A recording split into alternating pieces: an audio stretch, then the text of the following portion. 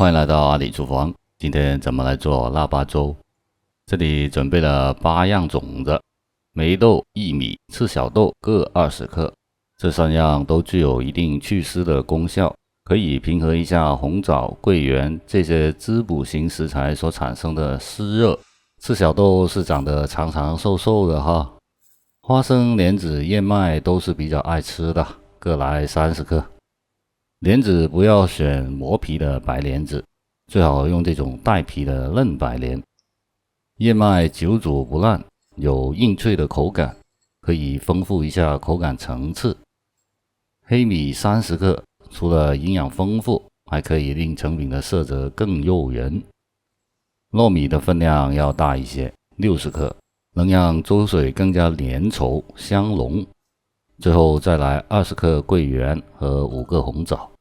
这材料就备齐了，再多几样或者少几样问题都不大的，因时就事，按自己的口味去灵活选择。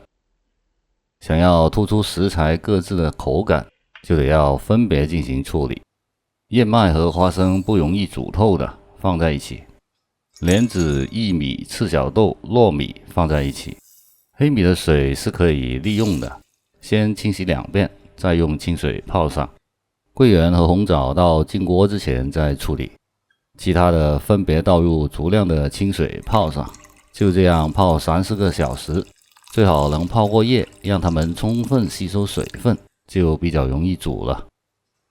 到第2天，先把2.5升左右的水烧上，再把泡好的花生、燕麦清洗一下，扔进锅里，上盖先沸煮30分钟。期间就把其他食材也清洗一下。莲子心有苦味，要摘掉，过2遍清水备用。霉豆也洗一下。桂圆和红枣用热水泡几分钟，红枣没什么的，捞起来就行。桂圆的表面有一层糖分，会粘连很多污物，要过几遍清水，尽量清洗干净。红枣去核，切成条。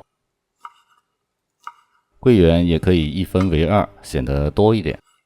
这边已经沸煮30分钟了，把除霉豆、红枣、桂圆的其他食材倒进锅里，黑米连同泡米水也一起进锅，沸起来后调整火力，保持沸腾就行，不用盖盖子，防止顶盖溢出。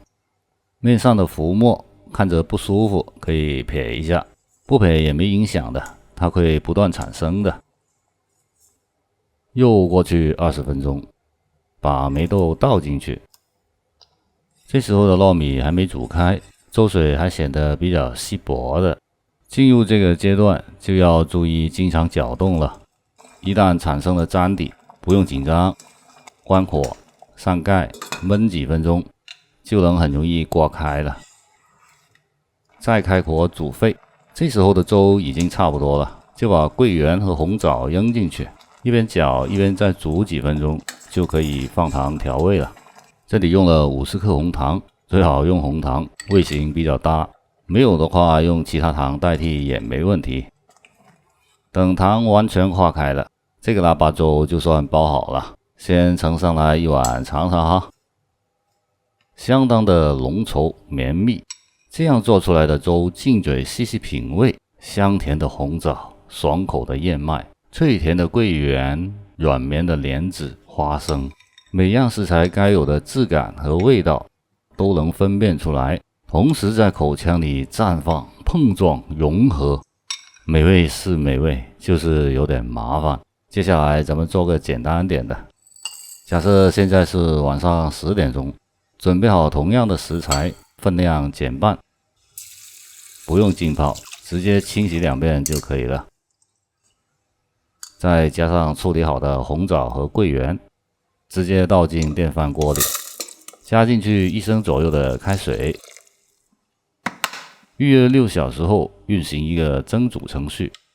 到第2天早上7点，这粥就煮好了，并且已经保温了2个多小时了。看一下，还是可以的嘛。加进去30克红糖，可以再加热一下，煮沸了，糖化开了就可以盛上一碗，这早餐就有了。相对而言，口感没那么丰富，味道也浑然一体了，但胜在省事儿啊。